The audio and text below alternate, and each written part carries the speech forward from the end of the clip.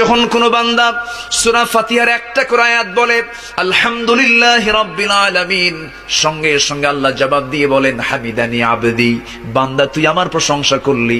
আর রহমানির রহিম যখন বলে আল্লাহ বলেন আসনা আলাইয়া আবদি।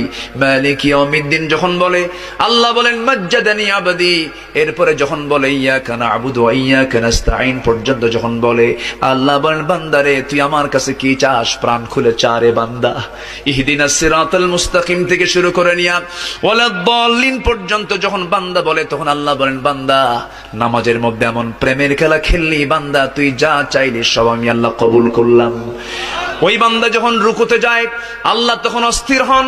ওই বান্দা যখন সিজদায় যাওয়ার জন্য প্রস্তুতি নাই, সমস্ত ফেরেশতাকে ডাক দিয়ে বলেন ও ফেরেশতারা, এই বান্দাগুলো আমাকে দেখলো না, রাসূলকে দেখলো না, কোরআনকে দেখে হাদিসকে বিশ্বাস করে আমাকে খুশি করার জন্য তার সবচেয়ে সম্মানজনক